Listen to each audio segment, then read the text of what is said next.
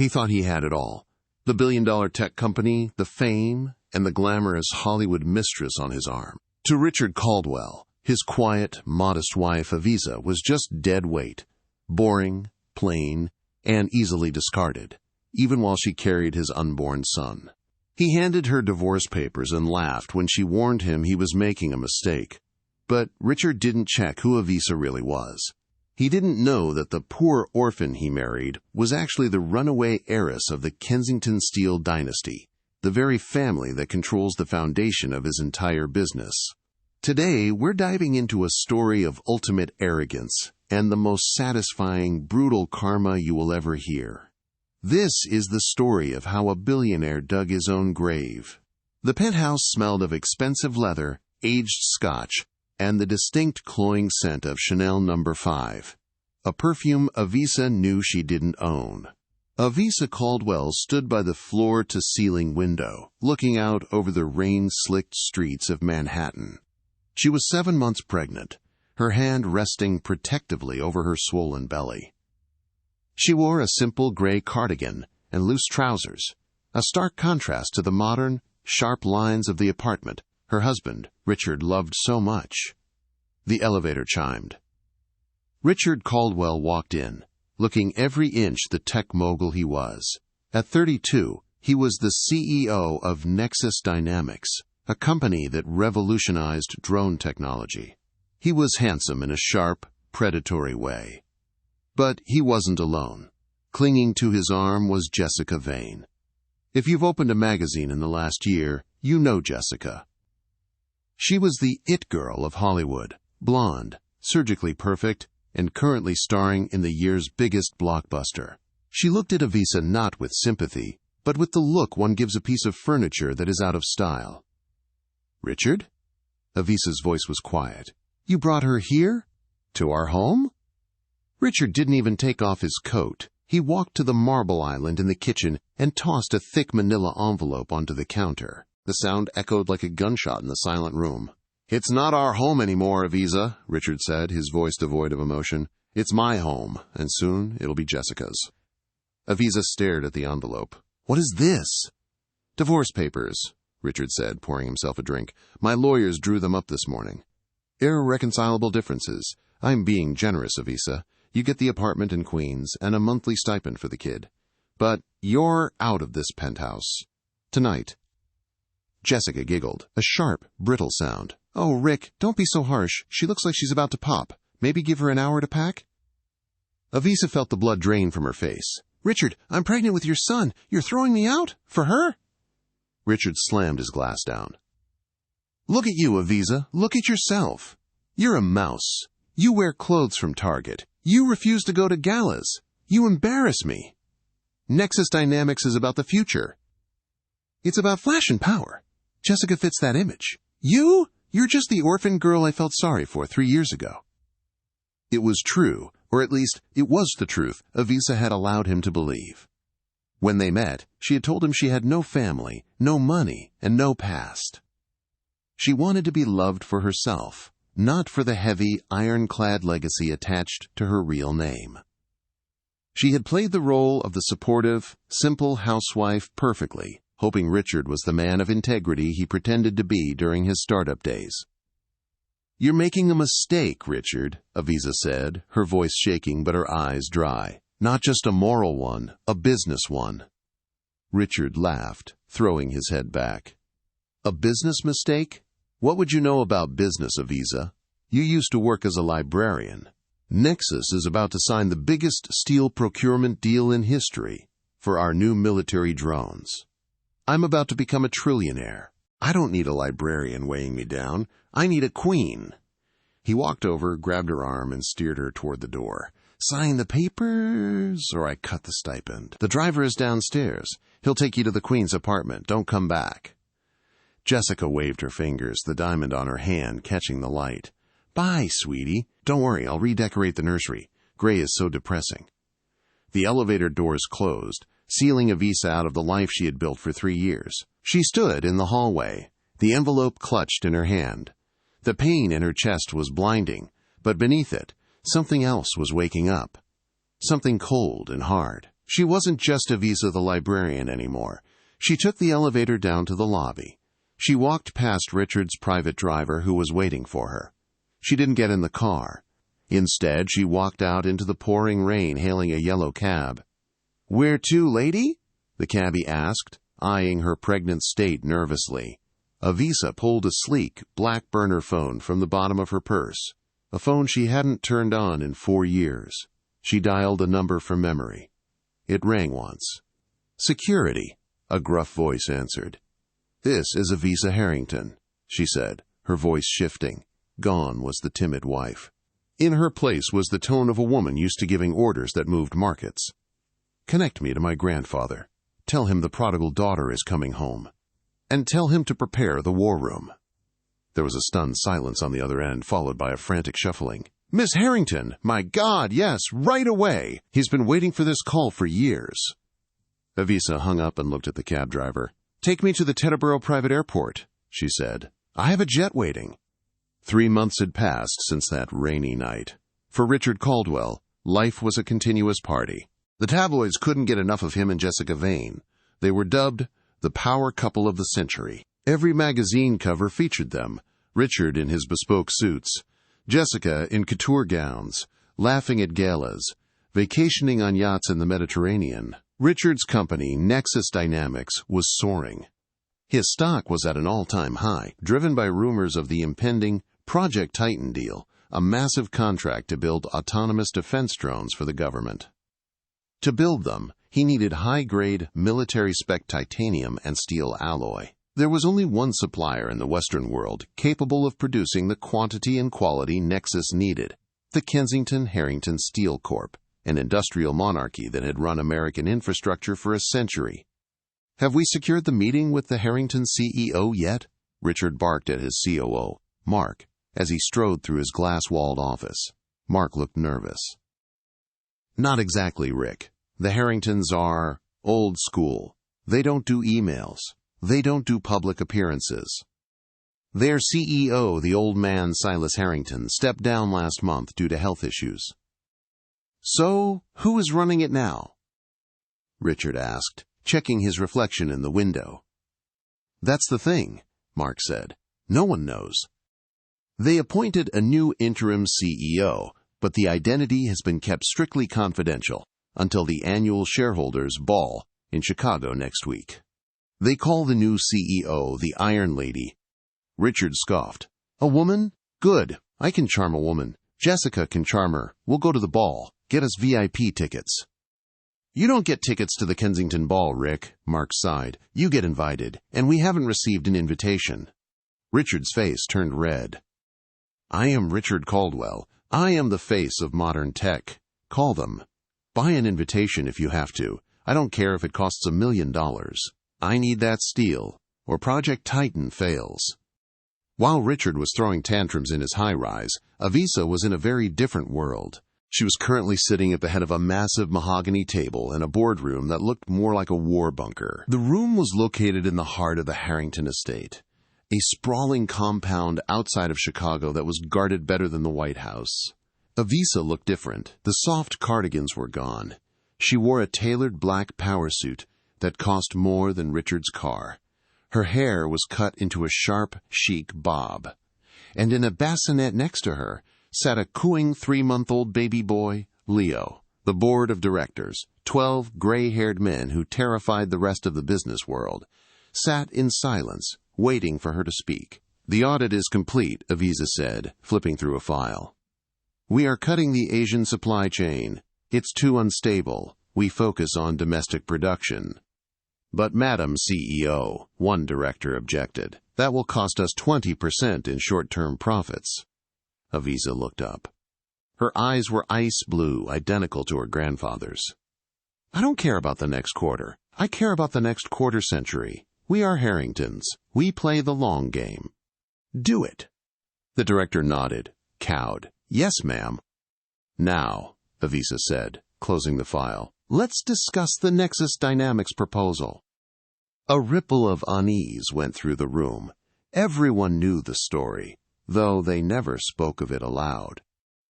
They knew the father of the baby cooing in the corner was the man begging for their steel. "They are desperate, Avisa," her grandfather Silas Harrington said from the other end of the table. He was in a wheelchair, frail but sharp as a tack. "Caldwell is over-leveraged. If he doesn't get our steel alloy within 30 days, his government contract is voided. His stock will collapse. He will be bankrupt." Avisa smiled, but it didn't reach her eyes. "He sent a request for an invitation to the ball." "Did he?" Silas chuckled. "The arrogance." "Send him the invite," Avisa said softly. The room went silent. "Are you sure, my dear?" Silas asked gently. "You don't have to face him yet." "Oh, I want to face him," Avisa said, standing up and picking up Leo. She kissed the baby's forehead. "He thinks he divorced a librarian. He thinks he's negotiating with some corporate bureaucrat. I want him to look me in the eye when I deny him the one thing he needs to survive." She turned to her assistant. "Send the invitation. Add a +1 for his actress. And make sure the press is there. I want the world to see the new CEO of Kensington Steel." "And what name should we put on the press release?" the assistant asked. "Avisa Caldwell?"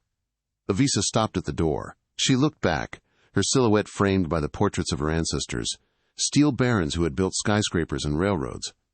"No," she said. "Caldwell is dead. Introduce me as Avisa Harrington." The Gold Coast Room at the Drake Hotel in Chicago was not merely a venue. It was a sanctuary for the kind of wealth that whispered rather than screamed. The walls were lined with gold leaf. The chandeliers were crystal behemoths that had hung there since the Roaring '20s, and the air smelled of lilies and quiet judgment. Richard Caldwell and Jessica Vane arrived 20 minutes late, a fashionably tardy entrance that would have worked in Los Angeles. In Hollywood, arriving late meant you were important. Here, in the heart of the Kensington Harrington Empire, it just meant you were rude. As they stepped out of their limousine, Richard adjusted his tuxedo. It was a midnight blue velvet number, trendy and sharp. Jessica wore a dress that was barely there, a shimmering mesh of diamonds and silk that left little to the imagination. She paused on the sidewalk, waiting for the flashbulbs. There were none. "Where are the cameras?" Jessica hissed, her smile freezing in place. "You said this was the event of the year." "It is," Richard muttered, ushering her inside. "But these people, they value privacy. It's archaic."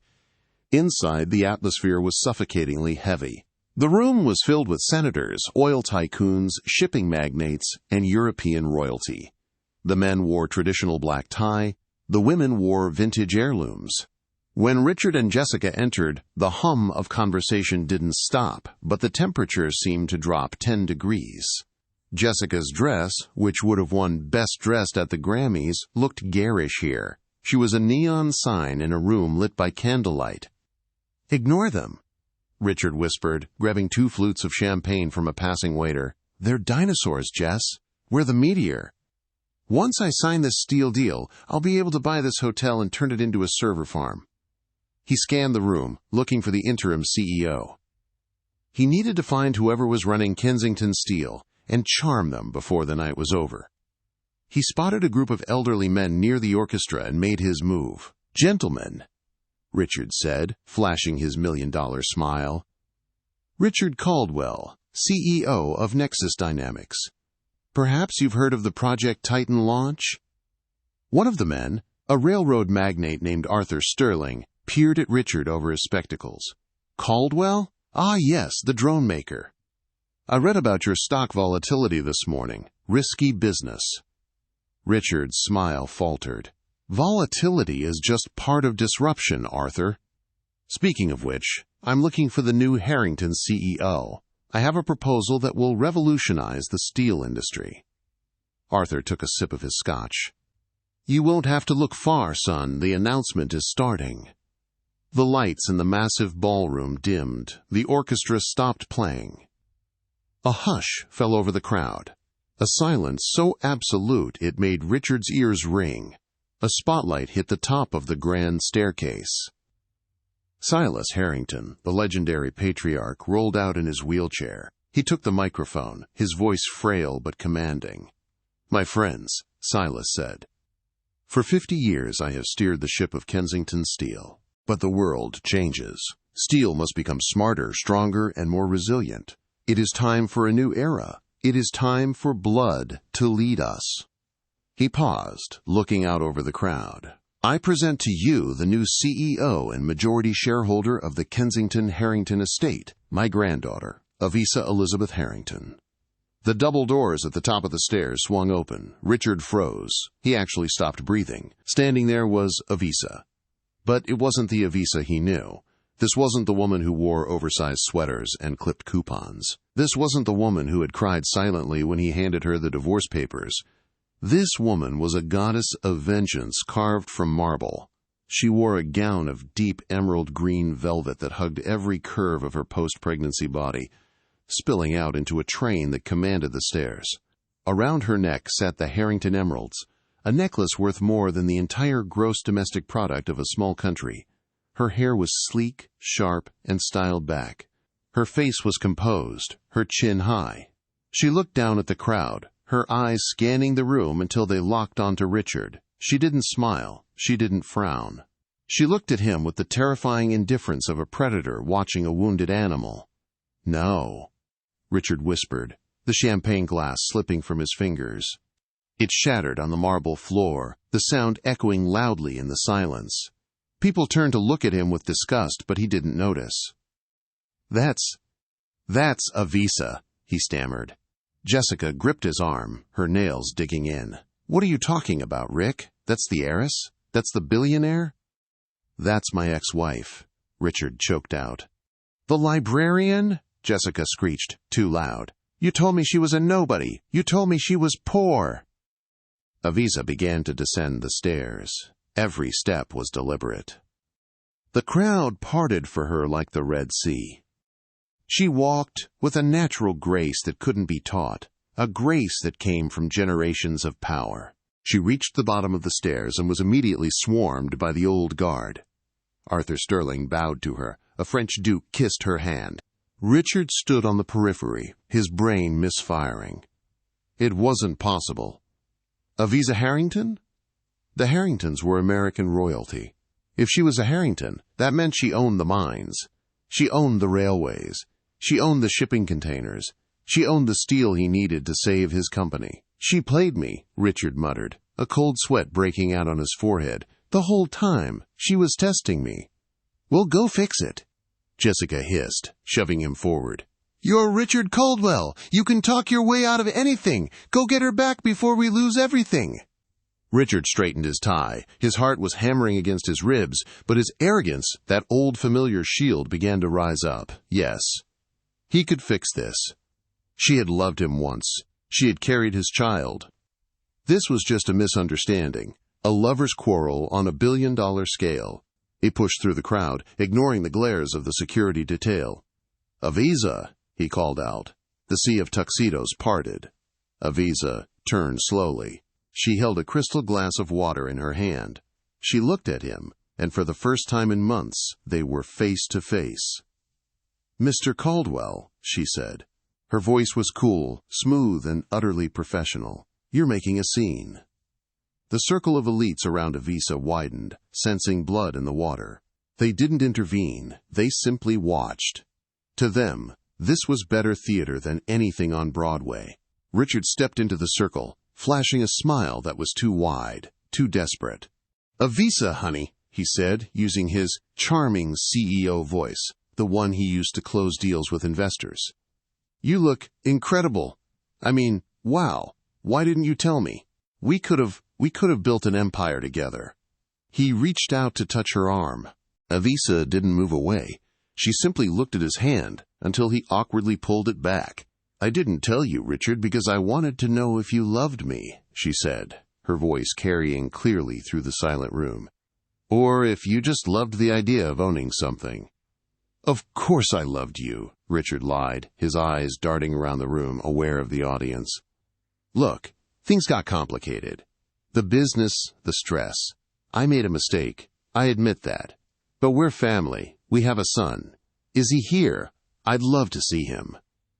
His name is Leo, Avisa said. And no, he is not here. He is with his nanny, in the wing of the estate you will never set foot in. Jessica, unable to stand being ignored, pushed past Richard and stood next to him. She looked Avisa up and down, trying to muster some Hollywood superiority. "So this is the big secret?" Jessica sneered, flipping her hair. "You played the victim card pretty hard, Avisa, pretending to be poor so you could trap a man? That's pretty manipulative, even for me." The crowd gasped softly. Insulting a Harrington in their own hall was social suicide. Avisa turned her gaze to Jessica. She didn't look angry. She looked amused. "Miss Vane," Avisa said, "I see you're wearing the limited edition Dior collection. Lovely. My family's textile subsidiary manufactures the silk for that line. I'll be sure to tell the designers you're enjoying it." Jessica's mouth opened, but no sound came out. Avisa turned back to Richard. "Why are you here, Richard? You didn't come to see your son. You didn't come to apologize. You came because your supply chain manager told you that you have 3 weeks before Nexus Dynamics defaults on its government contract." Richard's face went pale. How do you know that?" "I'm the CEO of Kensington Steel," Avisa said, taking a sip of water. "I did my due diligence. I reviewed all pending contracts this morning, including yours." Richard swallowed hard. He stepped closer, dropping his voice to a whisper. "Okay, look, you're angry. I get it. I deserve it. Punish me later. But right now, purely strictly business. You need this deal too. Nexus is the future. If we partner up, our stock doubles. It's a win-win. Don't let your emotions kill $1 billion profit, Avisa. Be a professional." Avisa laughed. It was a dark, rich sound. "A professional?" She handed her glass to a waiter. "Richard, let's talk business. You are over-leveraged by 400%. You spent your R&D budget on corporate jets and marketing campaigns to boost your ego. Your revolutionary drone prototype failed its last 3 stress tests because you tried to cut costs on the guidance chips." Richard looked like he had been slapped. "That data is confidential. That's corporate espionage." "No," Avisa corrected him. "That is the supplier audit. When you ask for Harrington Steel, we check if you're worthy of it. And frankly, Richard, you're a bad investment." "I am the father of your child," Richard shouted, losing his composure. The veneer of the cool tech mogul cracked, revealing the panicked man beneath. "You owe me this. Without me, you'd just be a lonely heiress in a big house." "And without me," Avisa said, stepping closer, her voice dropping to a lethal whisper that only he could hear, "you are just a fraud in a velvet suit who is about to be investigated by the SEC." Richard's eyes bulged. "What?" "Oh, didn't I mention?" Avisa smiled pleasantly. "During the audit, we found some irregularities in your accounting. Using company funds to buy penthouses for mistresses. The board of Nexus Dynamics might find that interesting. In fact, I believe the file was sent to them an hour ago." Richard staggered back as if physically struck. The room seemed to spin. You destroyed me," he whispered. "No, Richard," Avisa said, turning her back on him. "You destroyed yourself. I just turned on the lights." She snapped her fingers. 2 large men in dark suits materialized from the shadows. "Mr. Caldwell and Ms. Vane are leaving," Avisa addressed the guards. Ms. Vane was never on the guest list, which constitutes trespassing. And Mr. Caldwell, well, he has a board meeting to prepare for. "You can't do this," Jessica screamed as a guard took her arm. "I have 3 million followers. I'll ruin you. And I have the steel that builds the internet towers your followers use," Avisa said over her shoulder. "Good night." As the guards dragged a shouting Richard and a kicking Jessica toward the exit, the ballroom remained silent for a heartbeat. Then Arthur Sterling, the old railroad tycoon, began to clap. Slowly, the rest of the room joined in. The applause grew louder and louder, a thunderous ovation not for a celebrity, but for a leader. Avisa stood at the center of it, her hand resting on her stomach where her son had once been, finally safe, finally free. But the war wasn't over. Richard was desperate, and desperate men are dangerous. Avisa knew that tomorrow morning, the real battle would begin in the courts and the stock market. And she was ready. The morning after the Kensington ball, the sun rose over New York City, but for Richard Caldwell, it was the darkest day of his life. He sat in his corner office at Nexus Dynamics, staring at the Bloomberg terminal on his desk. The graph was a jagged red line plunging straight down. Nexus Dynamics, NEX, minus 34%. The headlines were everywhere. Heiress unveiled, the secret life of Revea Harrington. Tech mogul snubs steel monarchy, loses billion-dollar contract. The 60-second divorce that cost Richard Caldwell an empire. His phone had been ringing non-stop since 6 a.m. Investors, creditors, journalists, everyone wanted blood. But the most terrifying call had come from the chairman of his own board, giving him a simple ultimatum. Fix the supply chain in 48 hours, or you are fired for gross negligence. Richard rubbed his temples, his head throbbing from the champagne and the humiliation. The door to his office slammed open. He expected his assistant, but instead Jessica Vane stormed in.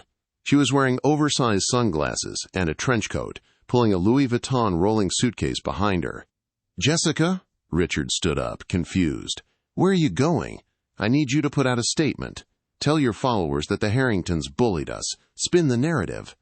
Jessica lowered her sunglasses. Her eyes were red, but not from crying, from rage. "Spin the narrative," she laughed incredulously.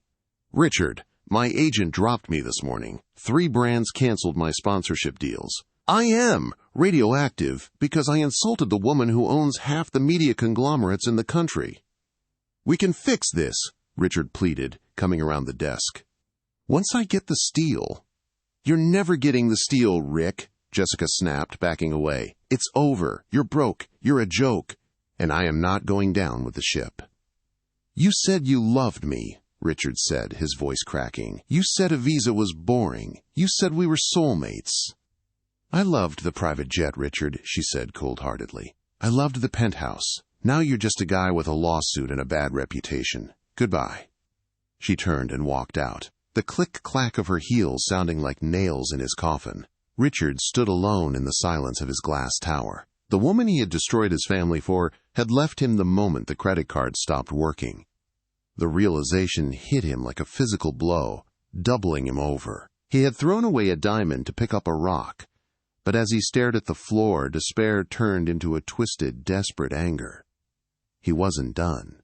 He was Richard Caldwell. He fought dirty. He grabbed his phone and dialed his personal lawyer, a man named Saul Vance, who was known for being an absolute shark in family court. "Vance," Richard barked into the phone, "I want to file for full custody." There was a pause on the line. "Custody? Of the kid?" "Richard, you haven't seen the baby in 3 months. You didn't even go to the birth."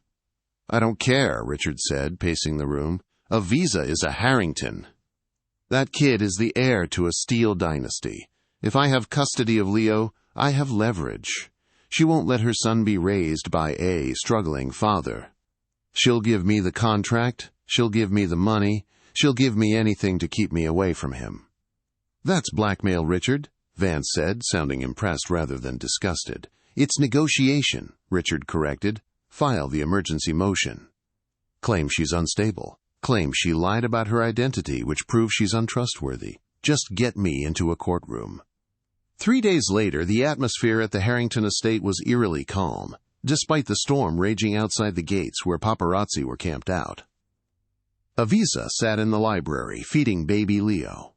The room was filled with the smell of old paper and wood smoke. Her grandfather, Silas, sat by the fire, reading the legal notice Richard had served them an hour ago. "He's suing for full custody," Silas said, throwing the paper into the fire. It curled and blackened. "The audacity of this man knows no bounds. He claims you are mentally unfit because you hid your identity." Revea burped Leo gently, resting his head on her shoulder. She didn't look up, but her jaw tightened. "He doesn't want Leo, grandfather. He doesn't even know Leo's middle name. He wants a hostage." "He wants a settlement," Silas agreed. "He thinks we will pay him off to go away. A few $100 million to save the boy from a public trial." Revea stood up and placed Leo in his crib. She walked to the window, looking out at the sprawling grounds of the estate. "He thinks I'm still the Revea he married," she said quietly. "He thinks I'm the woman who cooked his dinner and apologized when he had a bad day. He doesn't realize that woman died the night he kicked her out into the rain. She turned back to Silas. Call the legal team, tell them not to settle. We're going to fight? Silas asked. No, Avisa said, her eyes flashing with a dangerous light. Fighting implies he has a chance. We're going to obliterate him. I want a countersuit. Not just for custody. I want a forensic audit of Nexus Dynamics dating back 5 years. If he wants to drag my secrets into the light, I'm going to shine a spotlight on every shadow in his life. That will destroy his company completely, Silas warned. The shareholders will lose everything. Then they should have picked a better CEO, Avisa said. The courtroom hearing was set for 2 weeks later. It was the most anticipated legal event in New York. The Tech versus Steel trial. Richard arrived with a team of 5 lawyers.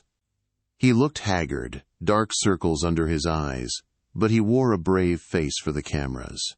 He needed this win. Nexus had been suspended from trading on the stock exchange pending an investigation. He was running on fumes. Avisa arrived alone, save for her lead counsel. She wore a white suit, looking like a suffragette warrior. She didn't look at the cameras. She walked straight into the courthouse. Inside, the judge, a stern woman named Justice Holloway, called the session to order. Richard took the stand first. He put on the performance of a lifetime. He cried. He talked about how much he missed his boy.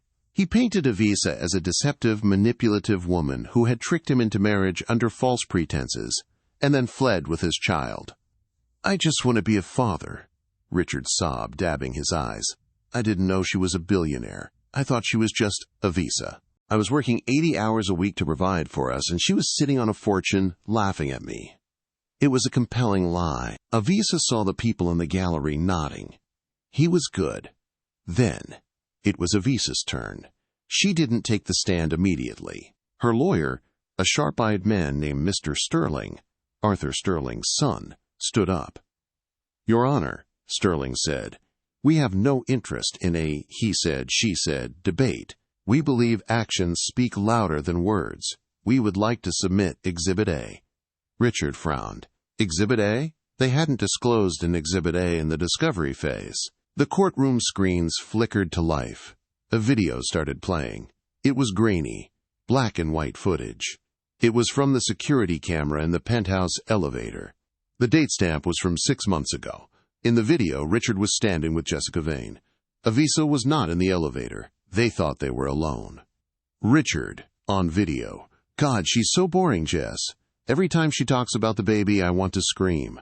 I just need to wait until the kid is born, then I can divorce her. If I leave her now, the PR will be bad. But if I wait, I can frame it as drifting apart. Jessica, on video. Just make sure you get a prenup waiver. I don't want her getting half your stock. Richard, on video. Don't worry. She's soft. She's weak. I'll give her a cheap apartment, and she'll be grateful. I don't care about the brat. I just want her out of my life so we can be the power couple we deserve to be. The video ended. The courtroom was dead silent. You could hear a pin drop. Richard sat frozen at the plaintiff's table, his face draining of all color. He looked like a ghost. He had forgotten about the elevator cameras. He had forgotten that he had installed them for security.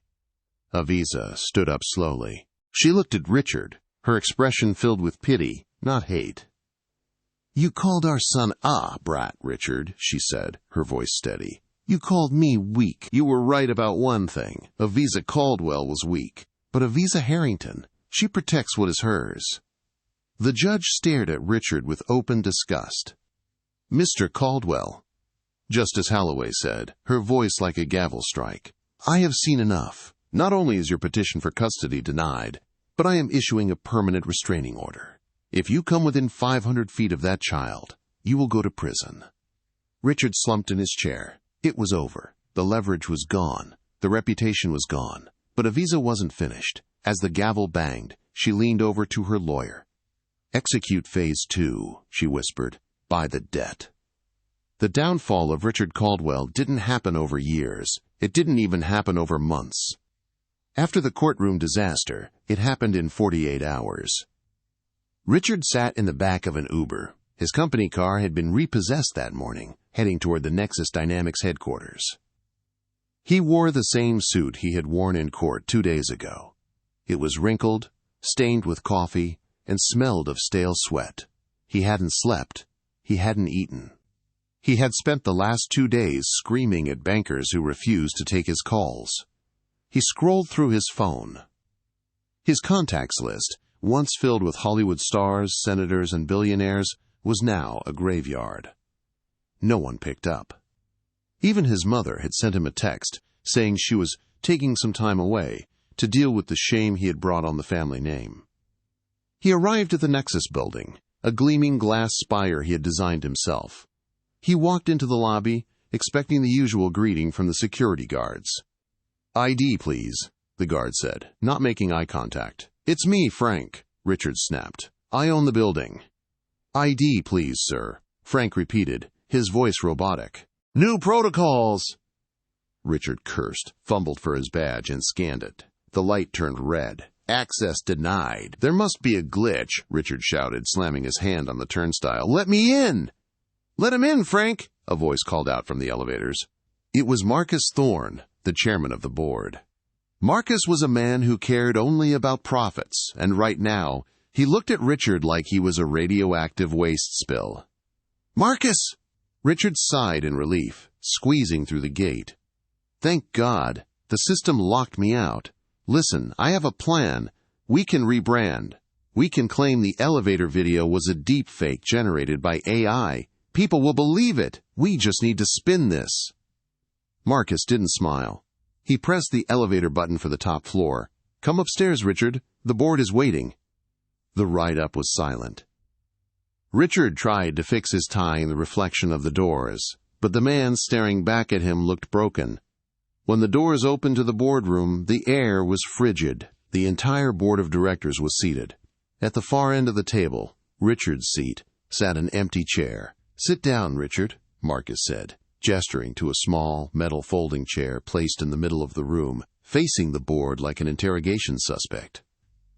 "I sit at the head of the table," Richard said, his voice trembling. "Not anymore," Marcus said. "As of 8 a.m. this morning, the bank called in your loans. The corporate debt, the personal loans for the penthouse, the leverage you used to buy out your initial partners, it's all due, immediately." "They can't do that," Richard argued. "I have 30 days to cure a default." "Usually, yes," Marcus agreed. "But there is a clause in your contract, the moral turpitude clause. If the CEO brings public disgrace to the company, the debt becomes immediately callable. That video in court? That was disgrace, Richard. We are insolvent." Richard slumped into the metal chair. "So what? We declare bankruptcy? We restructure?" "We don't have to," Marcus said, a strange look crossing his face. "Because someone bought the debt." Richard looked up, hope sparking in his chest. "Someone bailed us out? Who? Elon? Bezos?" "No," a female voice said from the doorway behind him. "Someone who knows exactly what this company is worth." Richard spun around. Aviza stood in the doorway. But she wasn't wearing a gown, and she wasn't wearing a suit. She was wearing a hard hat and a high-visibility vest over casual clothes, holding a set of blueprints. She looked like she was there to inspect a demolition site. "You?" Richard whispered. Aviza walked into the room, flanked by 2 lawyers. She tossed a thick binder onto the table. "Aurora Holdings," Aviza said. "It's a shell company I set up last week. Aurora bought your distressed debt from the bank for 10 cents on the dollar. The bank was happy to get rid of it. They consider you toxic assets, Richard." You bought my debt," Richard stammered. "I own your loans, Richard," Aviza explained calmly, walking toward the head of the table. She ran her hand along the leather chair he used to sit in. "Which means I own the collateral, and the collateral is Nexus Dynamics." She sat down in his chair. "This is a hostile takeover," Richard spat, standing up. "You can't do this." "It's not hostile," Aviza corrected him. "It's a rescue mission. I'm saving the employees. I'm saving the technology. I'm just cutting out the cancer." She looked him dead in the eye. "You are the cancer, Richard." She opened the binder. "Here is the offer," she said. "You resign immediately as CEO. You surrender all your equity in the company to Aurora Holdings to satisfy the debt. In exchange, I will not prosecute you for the embezzlement of company funds regarding the penthouses you bought for Misco." Vain. "Embezzlement?" Richard choked. "Those were consulting fees?" "We have the receipts, Richard," Avisa said, tapping the binder. "You used the R&D budget to pay for her jewelry. That is prison time, 5 to 10 years, unless you sign." The room spun. Richard looked at Marcus, looked at the board. None of them would meet his eyes. They had already made their deal with Avisa to save their own skins. He was alone. "If I sign," Richard whispered, "what do I get?" "You get to walk out of here a free man," Avisa said. "You get to keep your personal clothes. And I will give you a check for $10,000 to help you get started somewhere else." "10,000?" Richard laughed hysterically. "I am a billionaire. My company is worth billions." "Your company was worth billions," Avisa corrected. "Now it's worth debt. And you? You have a negative net worth. The penthouse is gone. The cars are gone. The accounts are frozen. You are destitute, Richard." She slid a pen across the long mahogany table. It spun and stopped right at the edge, right in front of him. "Sign it, Richard, or I call the FBI. They are waiting in the lobby." Richard looked at the pen. He looked at Avisa. He searched for a trace of the woman who used to make him coffee, the woman who used to look at him with adoration. She was gone. In her place was a titan of industry who had outplayed him at his own game. With a shaking hand, Richard picked up the pen. He signed his name. The signature was messy, jagged, the signature of a defeated man. "Good," Avisa said, snatching the paper back. "Security." Frank, the guard from the lobby, stepped in. "Escort Mr. Caldwell out of the building," Avisa ordered, not looking up from the paperwork. "And make sure he doesn't take any company property. No laptops, no phones." "My phone?" Richard asked. "It has my contacts. My photos." "Company phone," Avisa said. "Hand it over." Frank held out his hand. Richard surrendered his phone. He turned to leave, but stopped at the door. "Avisa," he said, his voice breaking. "Why? Why go this far? You won. You have the kid. You have the money. Why take the company, too?" Avisa finally looked up. Her expression softened, just for a fraction of a second, but it wasn't out of love. It was out of closure. "Because, Richard," she said, "you told me that Nexus was about the future. I'm ensuring my son has one. I'm not keeping the company. I'm liquidating it. I'm selling the tech to Kensington Steel to improve our mining safety. I'm turning your vanity project into something that actually helps people."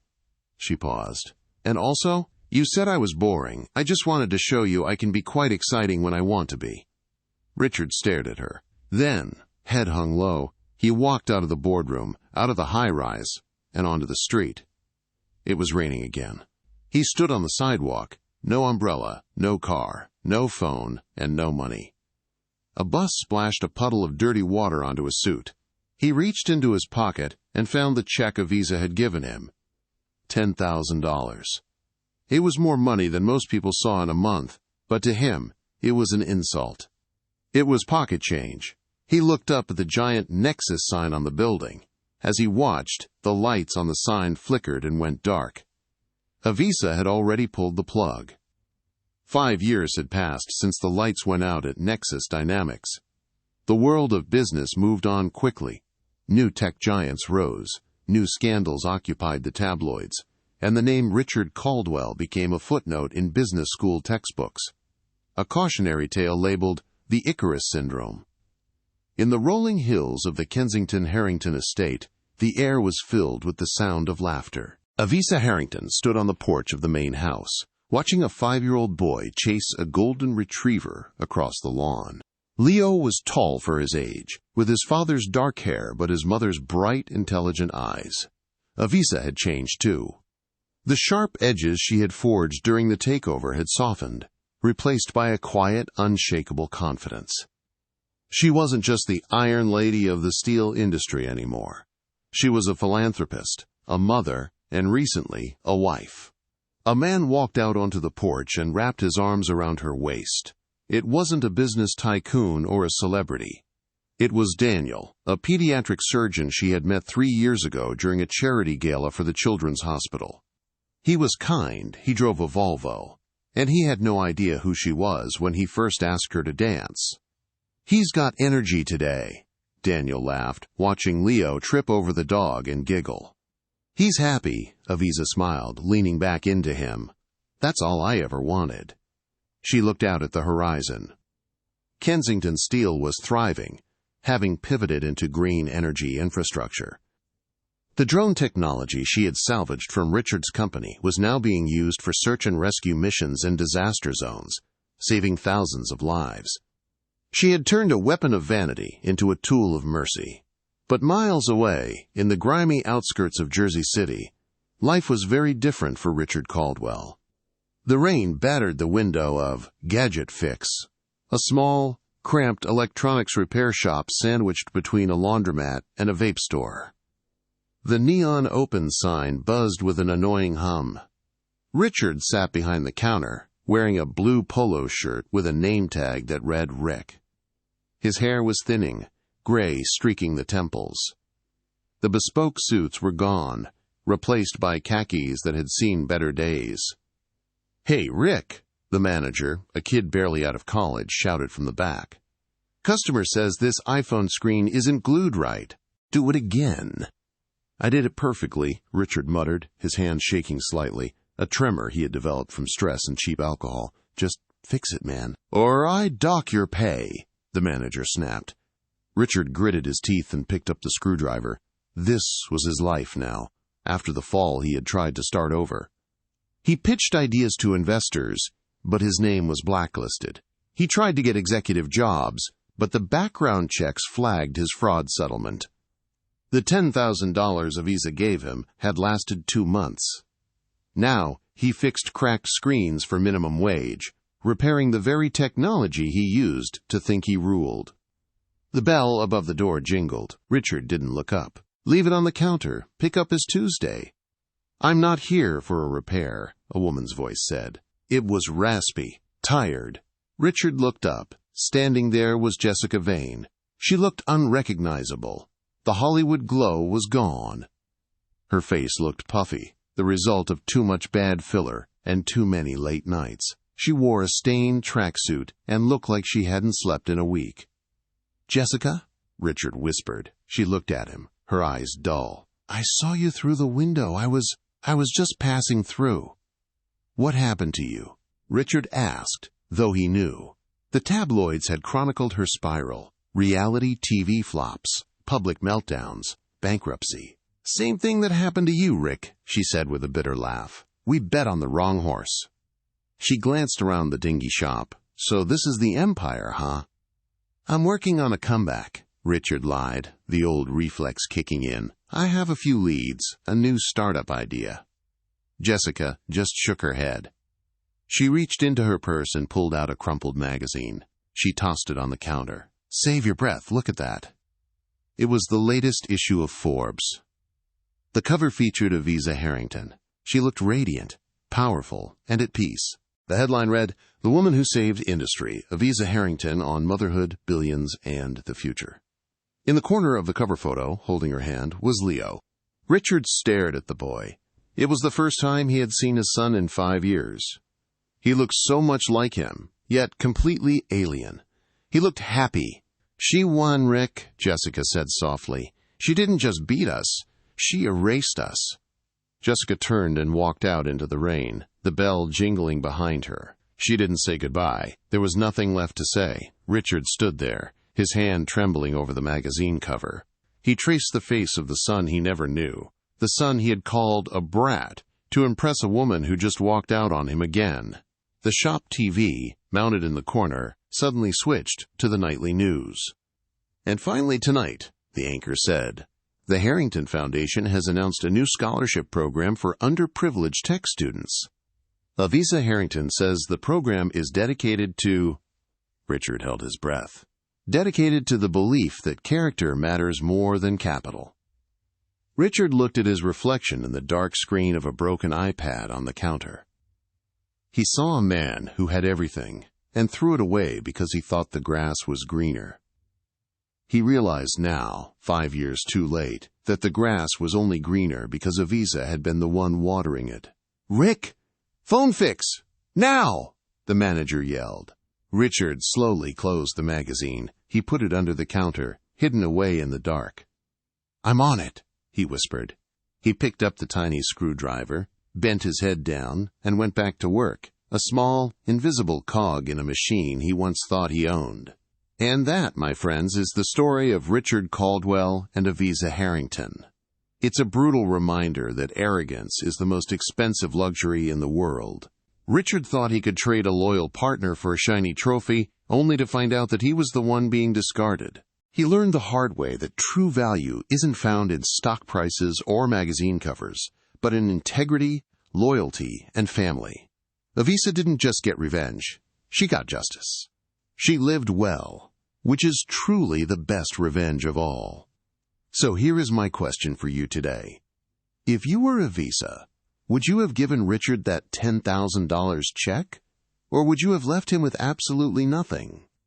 And do you think Richard deserved a chance to see his son? Or did he forfeit that right the moment he chose his ego over his child? Let me know your thoughts in the comments down below. I read every single one. If you enjoyed this story of karma and justice, please smash that like button. It really helps the channel grow. And if you haven't already, hit subscribe and ring that notification bell so you never miss another story of cheaters getting exactly what they deserve. Thanks for watching, and I'll see you in the next video.